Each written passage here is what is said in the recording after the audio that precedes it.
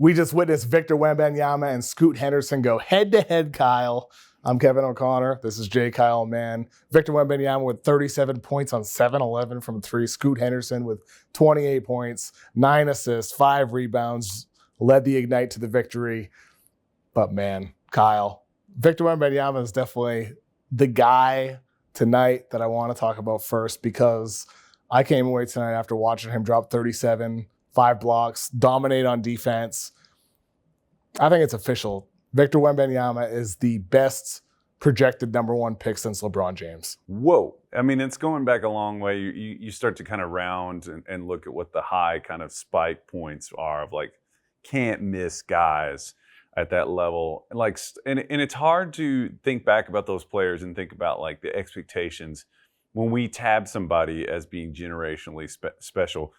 You know, for some people, they are circling around and finding out more about Vic right now. But he's not a new commodity. He's been on the radar for quite some time. There's been a lot of like whispering about who he is as a player and how exciting he is. How long ago was that clip where he's playing one-on-one with Rudy Gobert? I feel like that was kind of a kick the door down kind of moment. We've seen, I think maybe last year or the year prior, it was all blended together. Sure. But we've seen those flashes, but we haven't seen it on this stage against this level of competition or at the level that he's doing it. I mean, this dude hitting step back 3-pointers, in transition, sprinting off the catch, finishing inside, coming from weak side blocks against like speedy guards like Scoot Henderson, blocking his jump shot multiple times throughout the game. We should get to the defense. I think totally that, like, starting from your thing about like the best since LeBron. Yeah. 03. Yeah. So that means better than Greg Oden and Kevin Durant. Either of them projected as ones. Anthony Davis, better than Zion. AD, better than Zion. At 7'4", with his 8-foot wingspan. Barefooted. Yes. So. Barefooted, 7'4", 8-foot wingspan, skill level, intelligence, good head on his shoulders, works hard, great kid, wants to be coached, all those intangible things on top of what we saw tonight with him just dominating. Like you said, defense, that gives him a baseline, right? Like he can be one of the best defenders in basketball. I had that thought a lot as we were watching it. I mean, like offensively, what he did was, if you look at it in the raw, simplest kind of like crude way, you could just say, well, he just hit jump shots. He did, but jump shots are not all created equal, as we know. There are a lot of different separators between the types of shots. There's some guys who can literally just catch and shoot, like Davis Bertans, like pretty much just going to catch and shoot. Guys that can kind of get to theirs quickly, hit it fluidly in transition at his size. I just don't know how many like coordinated, skilled guys there are at his remarkable measurements. If he could just be a rim protector and that's enough to be like a dominant, like all NBA type player. Well, to your point, you mentioned Bertans. Karl Anthony Towns came to mind as you were saying that. Cat is one of the most skilled big men in all of basketball. But from 3-point range, he's typically a stationary 3-point guy. He can come off some actions, some off-screen actions. He can hit an occasional off-the-dribble jumper. But Victor Wembanyama, we saw him tonight sometimes rip down a defensive rebound, go coast to coast. And he had an air ball at one point. Sure. It was kind of a heat check. But the fact is for Wembanyama to be in a position where he can fluidly get into some side dribble 3-pointers. He hit one from the corner. That was a side dribble. Step backs. Like he has a range of ability to hit shots from the perimeter. And never mind if you move him inside the arc. We saw tonight the post moves, high post, low post, some of the turnarounds that he can hit. He has that all in his bag, as he's shown for years, like you said. Yeah. But tonight we saw like this guy in clutch moments, in big moments down the stretch of that game, because Metro was down at half. And down big. I think they went down 20 at one point. It felt like the G League Ignite might run away with that game and we might not get a close one, but that was close down the stretch because Wembanyama dominated both ends of the court. And he said after the game, he talked to the team at halftime, 18-year-old kid says he talked to the team at halftime. He's like, I don't want to lose this game. We got to step up. And they did, led by him and his efforts on both ends of the court. I thought it was just an absolutely magnificent, memorable performance. One of those things where it's like, where were you when you saw this? We were there, gosh. Kyle. We It's were crazy. there. We were there. And we had a lot of conversations about, we didn't know what this was going to be. Sometimes these can be, you trot the guys out there, it's just kind of ho-hum. And it was making me think back about like the times in my like life as a basketball fan when I can remember watching a showcase. You know, sometimes you'll have guys come up against each other in college and it'll be a matchup. Maybe it doesn't quite deliver, but just like having two guys that are like bona fide for sure gonna be, or they're projected to be the top of the draft. And not just that, like a strong draft that like evaluators are like, these are like superstar level players. How often does that really happen? I was trying to think back. I mean, you think about like Carmelo and LeBron played Oak Hill, played St. Vincent back in like 2002, speaking of LeBron.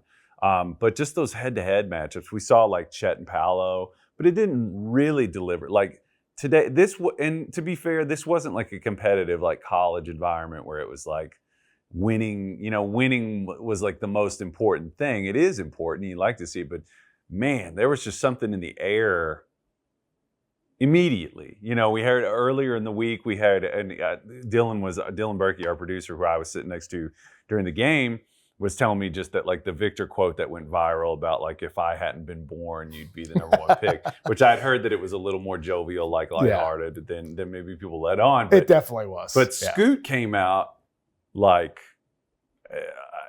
you don't want to like overvalue this, but you definitely want to keep it in mind, is like guys that shrink from the moment are tough. You kind of have to keep your eye on them as they develop. But Scoot definitely came in here tonight to prove a point.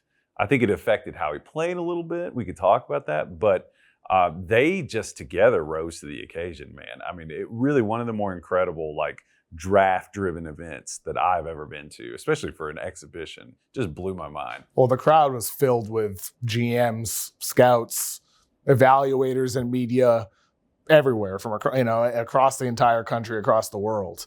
Right, some international scouts in the crowd as well. So, like atmosphere-wise, like this, like tonight, I thought it was about moments. Like you said, it wasn't about the results; it was about those moments that we saw, and there were so many from both of these guys. Like even at the end of the game, a moment that sticks in my mind with Victor Wembanyama was his teammate Tremont Waters threw the ball out of bounds, and I looked SEC legend Tremont Waters. I turned straight to Victor Wembanyama. He's clapping his hands, cheering on his teammates. Next play mentality. Then he blocks a shot.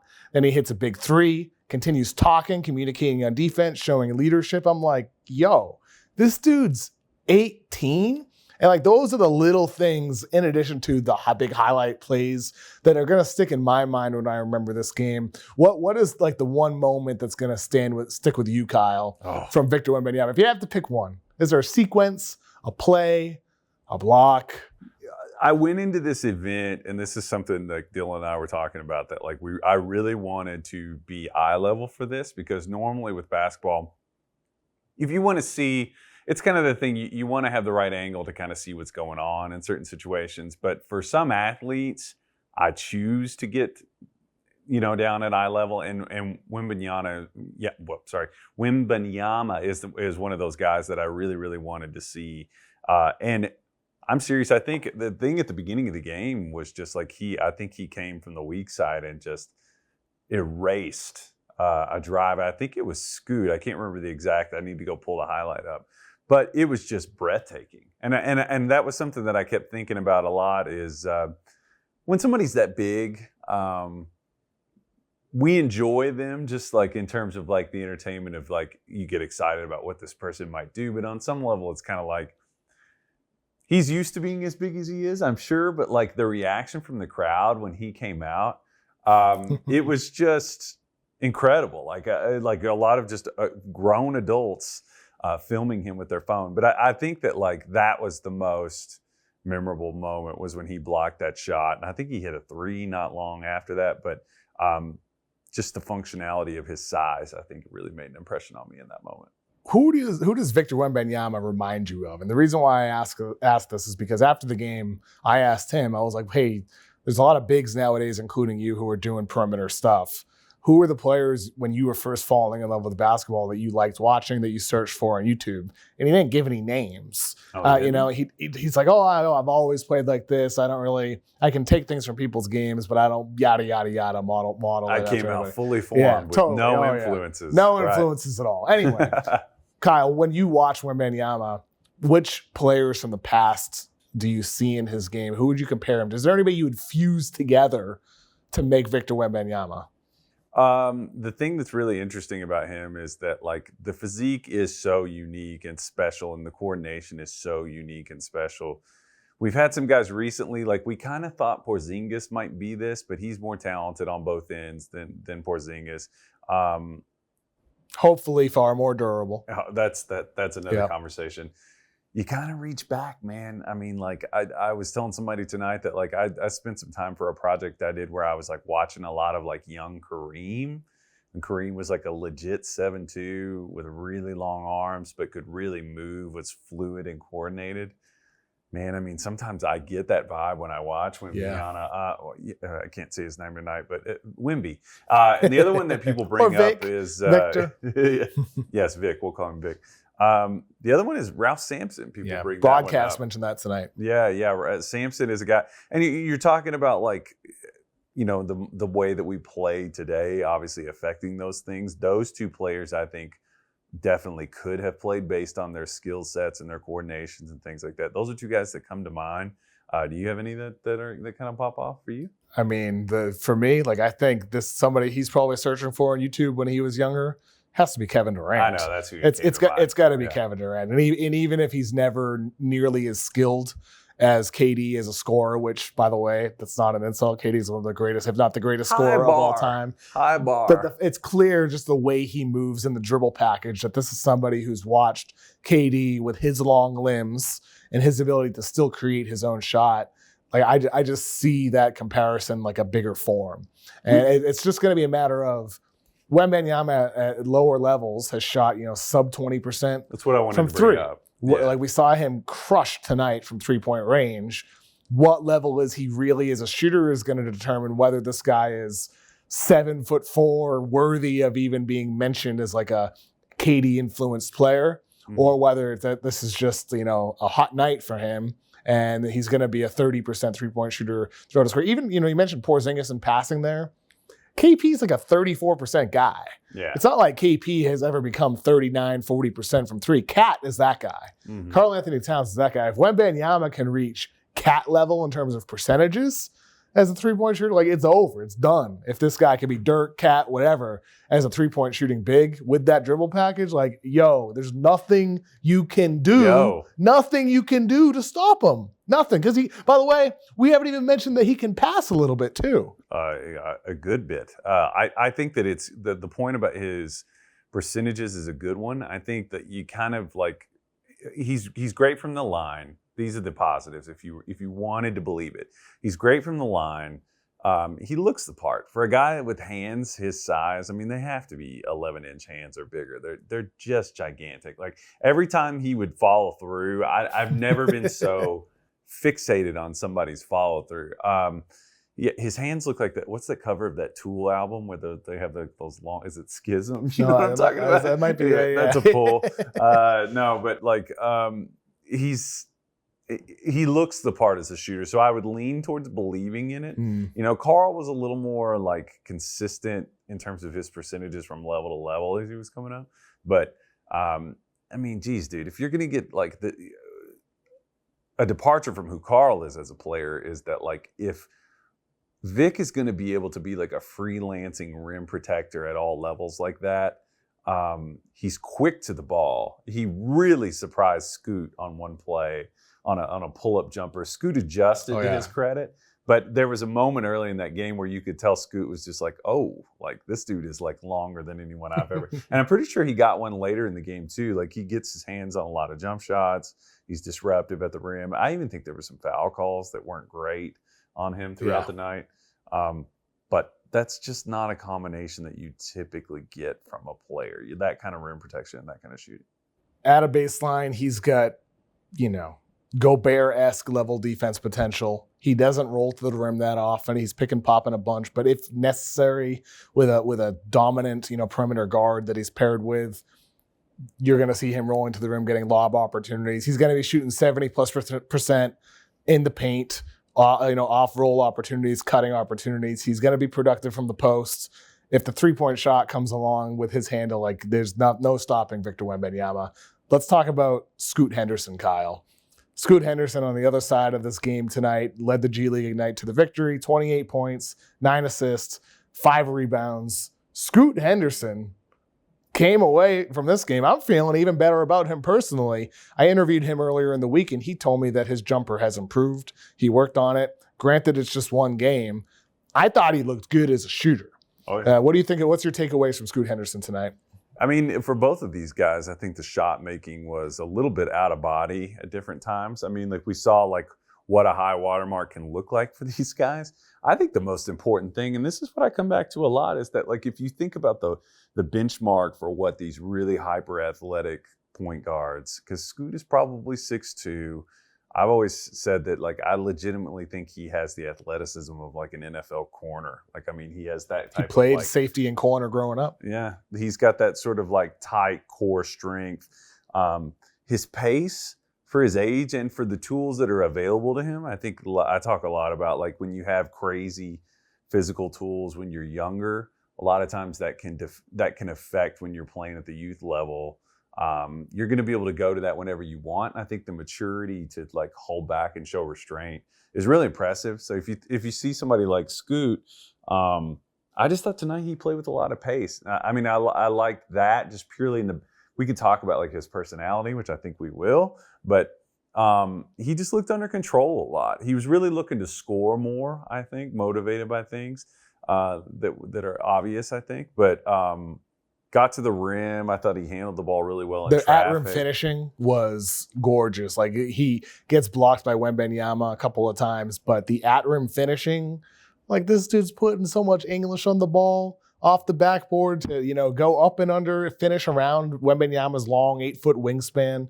I thought he did a sensational job going against the longest player that he's ever faced. Like to me, that bodes really well for what he can become in an NBA environment when he's going against, Chet or Robert Williams or Rudy Gobert, whoever it might be. Like he might be shorter and he might be speedy and he's athletic, but he's also got, body control and skill and finesse around the rim in addition to that just pure athleticism and explosiveness. Yeah. And I think as a finisher, I don't know that he's necessarily like an elite in terms of like craftiness, like in terms of not like Kyrie level. No, he doesn't really have to. It's like he's like accessing the square in a way that like those guys don't necessarily do because Kyrie more below the rim. Yeah, and he can the flips. And he can be above the rim. He did test Wembanyama. He went for a dunk and Wembanyama got caught. Oh, yes, he did. Yeah, Vic seemed put off by that suggestion. But I think their back and forth was just the really fun part about that. Like, I thought that Vic came out and was just like, we talked about the moment. I mean, he missed a couple, unfazed. What's really hilarious was like being in the gym, Scoot had a family contingency there that going was wild. Like, hilarious. I mean, like the back and forth, I'm sure it was all good natured, but I mean, they were just kind of like jeering at I sound 80. They were jeering him. No, just like yelling at the opposing player, the Metro players, and it was just kind of a back and forth all night that amused me. I mean, it was a competitive game. It definitely wasn't a like just. Like it didn't turn into like one of those run out all-star kind of like this game means nothing. It was competitive. They were trying to play. Tremont Waters was a little bit frustrating for me as like a pick and roll partner for Vic. But other than that, I was just impressed that like throughout the game, they would have these lulls that were clearly defined by times when they weren't going to Vic as much as they should have. Yeah. With Scoot, I thought throughout the game, you mentioned how he was definitely trying to score. He had a score first mentality with a lot of the jumpers that he was taking and getting to the rim. Really attack mode from him. But he also did have 9 assists, no turnovers, limited mistakes, and made some really great reads. I remember one he had, I believe it was in the second quarter, where he attacked the paint. Victor Wembanyama rotates over, and he just made a gorgeous kick-out pass to the left corner for a three-pointer. And I believe that shot missed, if I remember correctly, Right. the one that I have in my mind. But like this guy throughout the night, I thought did a great job of toggling between scoring and playmaking. And Scoot Henderson, even though he's somebody who talks trash, at one point, like he's giving a stare down to the opponent bench, just like really gave him a long stare down while shaking his head, like you can't stop me. He's not a ball hog, and he shares the ball and he distributes. And so I think the best players are able to go between those modes, know when to score, know when it's time to facilitate, and he seems to have at 18 years old a really good instinct for that. Like, do you see that level, a high level of playmaking in Scoot Henderson, or do you kind of see him as maybe a tier below some of those top level playmakers? Assuming like Chris Paul is number one, Ja's up there as well. Yeah. For young guys. I So where does Scoot Ja's rank a little up? more creative than CP3, honestly, in terms of like craft and like passing vocab. The types of passes that he can make, but also like different types of things are available to him. So where does Scoot rank up with them? Like not to overparse that part of it. I don't know that I would put him in that like elite creativity. Past a certain hour of the day, my like accent just starts. Just let it out. Let it out. Certain parts are create. Let it all out. No, I think that's. I wouldn't quite put him in that tier. I think, but I do think he's willing, and we're also kind of at the early stages of that part of his life as a basketball player. And I think you made a good point about so long as he is aggressive and toggling wisely between win and picking his spots between, because if he was like a bullheaded, like I have to score all the time player. He's not Colin Sexton. That was the first name that came to mind. Yeah, he's not that. And like the comparisons there, smaller, bulldog guards, but Sexton's not a playmaker like Scoot. No, he doesn't quite have that in his bag. I would just say that he has a sense for point guards. A lot of times you want to see them have an understanding of like when they've done their job. Like if you get in the paint, it doesn't necessarily mean you have to. It's like a shot called doesn't mean a shot taken, kind of like they say in football sometimes. It's like he got in the lane and made the kind of right kind of like kick out reads and things like that. And that's good enough for now. We saw Donovan Mitchell make huge leaps over time on that one in terms of like learning to flip the floor, learning when to make those like cross court reads, things like that. Those still things learning. Can come in time. And Yeah. You don't have to be a LaMelo level creator to be effective. So Scoot's a couple notches below them in your opinion. But I mentioned the shooting up top with him and how much that looks like it's improved. Just one game, small sample size, blah, blah, blah, blah, blah. But I thought the shot looked good. He's always shot well from the free throw line. Has always had great touch around the rim. To me, like that's all translatable for him to eventually someday become a very reliable perimeter shooter. As somebody who, he loves Russell Westbrook. As somebody he likes to model his game afterwards. Like it's clear to me, that influence is there, including like with the intensity and then the emotion. But he's going to be a more efficient shooter than Russell Westbrook ever was. Yeah. Like with Scoot Henderson, is his upside best guard in the NBA? Do you see that upside with him? Do you like where? How high are you on Scoot Henderson as a point guard prospect in the NBA? I'm not ready to totally go there. I don't know that I'm. Are you even locked in with him at number 2? It's so early to say, man. I think that like the two-way impact of Wemby is significant enough that like he will have to be unseated for me. And there's some number 2 though with Scoot. With Scoot, that's what I'm saying. Yeah. I say I'm sure about that. Past that, like I need a little more data to come in. So no falling for Scoot then. Because you don't see a Thompson twin or any of the college guys surpassing Scoot. I could see the conversation kind of evolve. We saw the best version of his like dribble pull-up tonight. Like we saw that. And if you think about like in terms of that class of guys, like I was talking about like the incendiary nuclear athlete point guard guys, like in terms of that on the shooting side of the spectrum, he's ahead of a lot of those guys, but he's not quite like the passer. Like you think about Ja as a similar kind of thing. He's not a passer like Ja, but he's also a better shooter probably long-term than Ja. There's some things that I think need to shake out that before I make like a call. I mean, he was just super impressive. He always looks poised. I was making the point when Charks and I were here in December, when we saw the G League showcase and Ignite played, he looked like the most poised guy then on a team with Dyson Daniels and Jaden Hardy. He's just he's in a good spot for his development, is what I would say. The argument against him will be the fact that he's 6'3" and how that can influence him on defense. That's generous. I think he's 6'1" or 2". However, he's short. Yeah. The effort is there on defense. Oh, yeah. The intensity. He can lock in, get in a guy's grill, man-to-man situations. We did see him, really compete tonight. What's your evaluation of Scoot Henderson on defense? I don't know how firmly I want to go on the record here with this one yet. I mean, in terms of he's still learning the game. I mean, in terms of his athletic tools, they're off the charts, and carrying goes a long way. I think that that's a crazy good starting point. You don't want to over-evaluate guys at this age defensively either. But he's had an advantage of like getting into advanced kind of scheme scenarios, whereas a lot of guys would be kind of messing around in high school.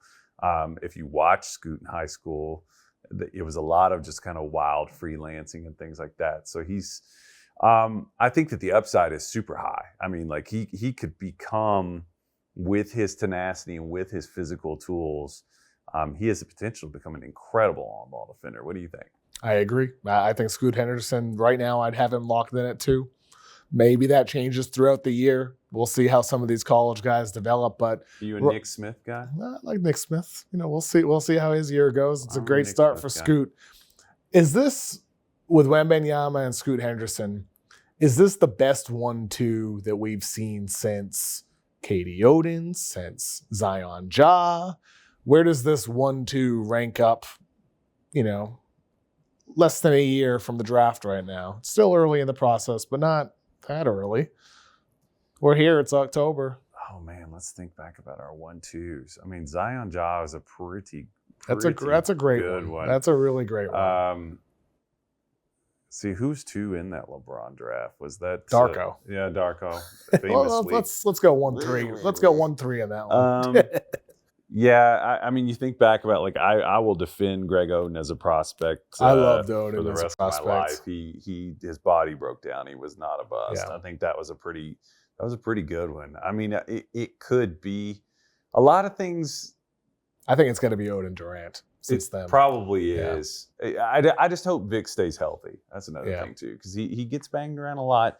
Scoot too. Like athletic guards sometimes, smaller frames. A lot of torque on those joints. I mean, we've seen the scares with Ja. What do you think about his? Is sort of a thing about like landing and being so like bendy. It always makes me nervous. What do you think about Vic's frame filling out? Do you have an opinion on that? From what I've gathered, talking to some NBA people and just looking at the wider shoulders, I think that leads to some optimism for his ability to put on some healthy amount of weight. Mm-hmm. He's not going to be like Giannis, who was very wide even when he was lanky coming in. He's not as lean as Chet. No. So I think he has the wider shoulders, wider hips, where he does have a frame to put on some more weight. The question is, at his height, considering the durability issues of 7+ footers throughout NBA history, that in and of itself does raise concern about how healthy he's going to be able to stay throughout his career. Like if there's any argument against Victor Wembanyama as the number 1 pick, it has to be due to a team being freaked out about some medical issue that we don't know about at this time in October, but may arise in May or June. That's about it, I think, for Victor Wembanyama not to be number 1. Like, would you agree there? Is that it? Is there is there a basketball argument against it? I mean, I don't think so. It is contingent on some of the other parts of his game evolving. I mean, like we didn't really see much in between game other than like he had those like post fades where he was. I mean, that's pretty good, Kyle. It's pretty great. I'm just kind of thinking about like what you're nitpicking. Like what else do we see? Are we going to see him be? Because we saw him last year. If you watched his games, I mean, there was a lot of like he would wander the perimeter and things like that. I mean, he was just so skinny. The physical part of it. How much of that is the lack of a great point guard to get him the ball? It makes a big difference for some of these younger center prospects, the guys that are NBA spacing with heavy pick and roll makes a huge difference in opening that up. Yeah, he definitely needs to like figure in like getting with a better pick and roll partner. I think other than Waters, because like we know Waters is just sort of like a journeyman, like late. All due respect. Right. He's not in the NBA. He had his chances. Right. He was a draft pick. He's a scorer. He is definitely.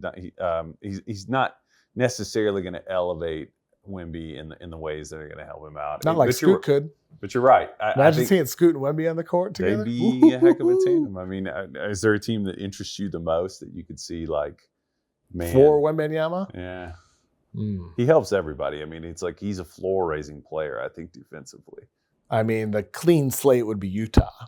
That'd be the clean slate where it's a new franchise that they need a star. They traded everybody else. San Antonio, they have the Duncan aspects, right? Replacing, a legend, another number one pick. That'd be very cool.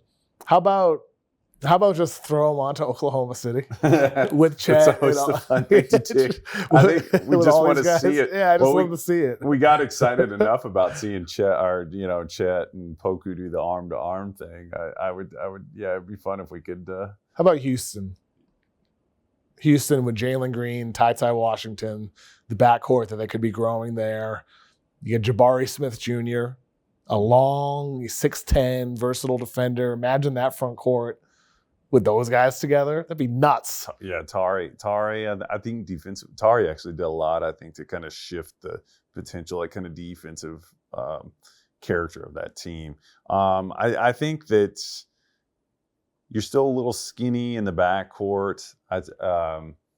With Houston, we talking here? Yeah, you'd still be a little bit skinny, but I think that that would be a heck of a team because Jabari is so defensively, like positionally mature for his age. Are teams like Charlotte, Sacramento, Portland, New York, are those teams making a mistake not tanking? That's a good question. What should New York be doing right now? Is New York? They obviously is signing Jalen Brunson a mistake for them. Sure. Like should they just be trying to be like, you know what? Let's try to get some 14% draft odds, baby. I don't think that their fan base is going to have the stomach to like reverse course and go back. And then what if you miss? All this assumes that you get the chance. How about this? Like maybe they shouldn't be tanking, but the Knicks fall into the category of a team or a fan base where actually you should be happy that you missed the playoffs? Because even if you don't have the top odds, if you have the 7th best odds or the 8th best odds, it's still pretty good. Like, you get a solid chance to land a number one pick. You want to reverse course for the chance to get a solid pick, or I don't know. I just not reverse course as much as the East is just so good you just miss the playoffs and you end up with the 8th, 9th worst record. Yeah, he would do a lot to kind of. I mean, he's going to help any team, man. I mean, it is like if you're going to talk about a player who is that generationally special, you're going to talk about a guy who is an instant context changer. And the Portland's an interesting one. Yeah. I mean, they chose to dig in and kind of stick with their guy and try to make some moves here in the short term to be competitive. That's one I would think about. That's one that I would think. Trading Damian Lillard? That opens a whole can of worms of just logistically how do you do that? I mean, I think the other thing that's sort of ominous and that is in the air though is just sort of like Portland's history with like centers. Like I would be absolutely terrified if I was a Portland fan. God. What's with the water up there, Dylan? Is it so? What is it about Portland that the bones just don't seem to endure up there? I don't know. Probably didn't have an answer. Poor Brandon Roy. Yes, it's not just bigs. It is a tough place to have an athletic body. I mean, we're gonna have there's 4 teams in the West: Utah, San Antonio, Houston, Oklahoma City. They're not gonna make the playoffs. We'll see who ends up 11, whether it's Sacramento, Portland, whatever, or Lakers. I don't know. Who knows? Whoever falls to 11. But those 4 teams are going to be at the bottom. In the East, it's a little less clear. Are there any teams in the NBA that you could say need to be reversing course? For sure, 100%. Time to stop trying to make the playoffs. Time to stop middling. Tank for Victor Wembanyama or Scoot Henderson. Now, get it done. Tank. A team that's trying to win that shouldn't be trying to win. Is there any team that comes to mind, like that's in that category, that even, Kyle, mid-season, they're the 5 seed, the 6 seed, or the 7, they're in the play-in bubble. Is there any team that you're like, you know what, pull the plug? Is it Portland? Did we already, is it them? Is it somebody else that we haven't mentioned? Yeah, I was because thinking these about, guys, like Victor Wembanyama, is a franchise-altering talent. Yeah, he is that level of guy. So even if you only have a 14% odd chance with the worst, with the number one, odds, or a 7% chance or 9% chance, like I would love to have those chances to draft Victor Wembanyama rather than have a 0% chance of winning the NBA Finals. Like, is there a team that falls into that category this year? Or is the championship race so wide open that like it's almost hard to feel that out? It is wide open. They're just the talent level, as we've talked about, there's a lot of good teams. Extremely high. Yeah. I mean, they're just so many competent. Even the bad teams in the league have interesting players on there. I mean, if you think about the teams in the East, I mean, like the Pacers don't seem to have any kind of illusion about what they're doing. They're bad. They seem like they're interested in being bad. I was thinking that if they trade Turner and Hield, then they for sure are wanting to be bad. I've heard they want to win, but like if they do that trade, they're trying to lose. Who said that? Sources say. Okay, right. Sources say. Clearly rolling out a winning roster there. They always try to win, though. They always have. That's true. They thread the needle. They do. I'm trying to think of. Indiana's a good one, though. Indiana falls into that category. Portland is one. I don't really. The Kings were another one. Washington. Washington. How about them? They just signed Beal to a 5-year. Do they Supermax, no trade clause? Should they be, trying to push him out? Or are they bad enough? That's the thing. Or are they like? I mean, Kristaps is going to play 20 games. Right. What does that even mean, though? Is he gonna? I don't know. Is he gonna? Gonna make them so good that it's gonna be a problem? I don't even know. Do we want him not playing so that they'll lose more? What do you think with the Wizards? Is that? I mean, I'd be pulling the plug for damn sure. It's well yeah. overdue. Oh, for sure. Yeah. Annoyingly competent is what I would say if I was a Wizards fan. Just bottom out. Will this go down as the most untradeable first pick in the draft ever? Like no chance anybody would move it. I don't even know what would be the value that would be equal. Is it like 17 first-round picks from OKC? And I Chet? don't even know. I don't. And SGA? Like I'm OKC and I have the third pick. And I offer SGA, Chet Holmgren, and like 12 or 13 first-round draft picks. Is that the price? Is that even acceptable? The health risk of it would make me ill. But with Wembanyama. Right? Like, so if you have number one, you would at least think about it, right? If OKC calls you and offers that, you have to be Chet and Chet has his own issues. Chet and SGA and like 12 first. 12 first. Like that's got to be the price, right? New Orleans calls up. They got a bunch of firsts. Utah has a bunch of firsts. Yeah. Somebody's going to make that offer. You need a franchise player. So that's the level of thing we're talking about here. I mean, and like Chet's a potential franchise player. Yeah. So, I was just trying to think of like stars that would be equal. But I would have real hesitancy about it, mainly just because the health thing is the only thing. If I was for sure that he was going to be healthy, no, I've been very much on a kick lately, something that we were talking about with young cores that Zach Cram and I were talking about for this thing, that man, you can have a bunch of quarters and it still won't equal $1. We were talking about the best young cores in the league. It's kind of teasing something we're talking about that. It's just would I rather have 5 pretty good young players or would I rather have Luka? Mm-hmm. The dollars are just so hard to get, man. And Wemby strikes me as $1. It's just he's $5. super special player. Potentially, I don't want to get struck by lightning by the basketball guards here, but he's potentially defensive player of the year level type player, MVP potentially. So it's you imagine the defensive impact of somebody like Rudy Gobert with the fluidity from 3, dude. It's just short circuit. Your brain just can't compute what you're seeing. It's wild. And that's the other side of it, the international wave. It's continuing. Another potential MVP candidate coming into the league. Luka, Giannis, Embiid, Jokic, and Victor Wembanyama coming next.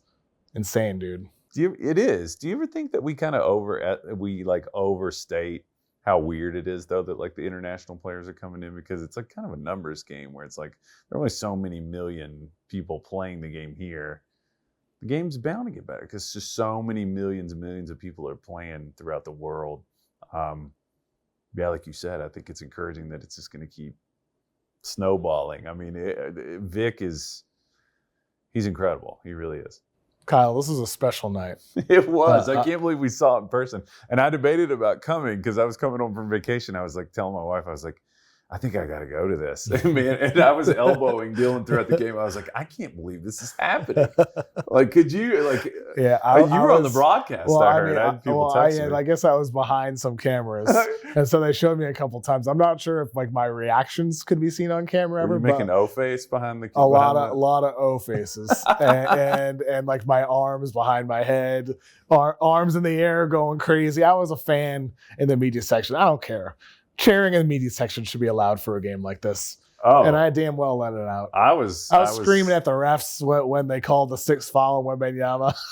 They had the reversal. They reversed it. Thank goodness. Well, I was saying they should have done the summer league rules. They should not be fouling out in this game. Even if only Scoot Henderson and Wembanyama aren't allowed to foul out, I'd be okay with that. Right, foul all the other players out. Yeah. We'll have a one-on-one. I don't care. Foul them out on purpose. That's what I would Donahue that. On that play where he got called for the 6th foul, Wembanyama called for the switch early. He was yelling for it, switch. And they did. And he reached for the ball almost immediately using his arms. It's like he knew he was going to go for the steal even before the switch happened. Yeah. It happened so instantaneously. I love Victor Wembanyama. Well, both. I like him. I like his personality. Oh, he's intense. He doesn't always show it. He can be stoic out there, but he's definitely involved. He talks, communicates, as does Scoot. Yeah.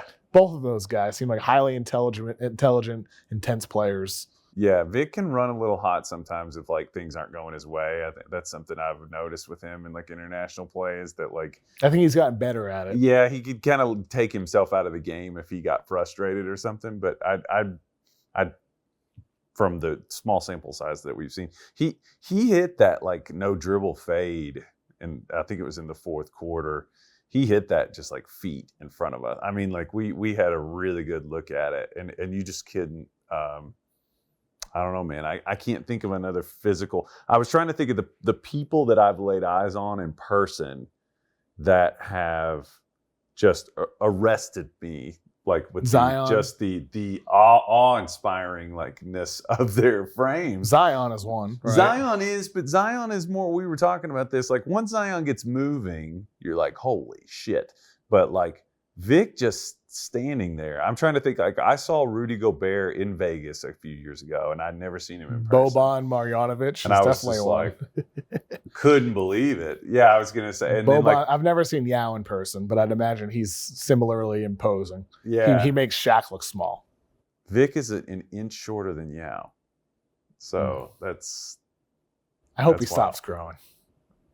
Yeah. I don't want him to get any taller, because then it gets into like, in the real world begins. Mm-hmm. Right. No doubt about it. I saw after the game, his mom is like 6'3". His dad looks like he's like 6'9", 6'10", something like that. Okay. Tall family. That's for sure. I just hope he stops growing. Yeah. But I hope he keeps getting better. And Scoot Henderson too. And there are a lot of good players in this class, man. Like this is a fun class. Exactly. So it's a lot better than last year's, I think. I'm excited for the next handful of months coming up, Kyle. Last question. Should Victor Wembanyama shut it down? I'm glad I came to the first game. I have to fly home tomorrow. It's going to be hard to top what he did last night. Should he shut it down and not play? Yes or no? He's the number 1 pick. What is there to gain besides reps and experience? That was an incredible showing. There's a lot more guys on the G League Ignite that can show off. There are even some guys on the Metro team that could get some attention too. I mean, we got what we came for. Let's not get greedy. Let's enjoy and savor this guy. Don't take a chance. Sure, shut it down. Why not? What do you think? Yes, he should shut it down tonight. I mean, from a business sense, yes, yes, he should. He should shut it down. maybe But, never- but I want to see him play on Thursday. I want to see him play throughout the whole season. I want to see him get that experience. I want to feel the satisfaction and the joy of seeing him get better and better as the months go by. I want to see that happen. So I Proud want him to papa. play selfishly, but from a business standpoint, if I'm his agency, if I'm his parents, if I'm Victor myself, like what is there Why play more? Why play more? There's everything to lose from having a major injury. And granted, there is stuff to gain, experience, reps, you get better like you would. I'm still going to get better by not playing, by playing in a controlled environment. Like we saw, that dude gets fouls and three-pointers a lot. He gets fouled on those. So I hope Victor Wembanyama stays healthy. And I hope this next year leading up to the draft is as exciting as tonight was, because this is special, Kyle. It was. And also, I just want to say kudos to G League and to Metro for doing this, man. I mean, these types of events are just a treat. Like, I want to see the G League, the young players go and play international teams more frequently. I know Overtime Elite has dabbled in with that. the NBL, we have the Australian League. It's nice to see these crossover events. It is. Crossover events are fun. I mean, I wish we could get college teams more involved more frequently. That's next, I hope. So. Let's Can Kentucky beat kick that door down? the Kinks like that? Like I want those conversations. The Sacramento Kings? No, I'm not saying the current Kings. I'm saying that's what people used to say. Right. That when they were the Kangs. The Kangs. Yeah. Yeah. That's what I want to see. Yeah. I loved this event. I hope they do more stuff like it. Me too, Kyle. Kyle, this was fun. Nice chatting with you tonight. Always, buddy. Always.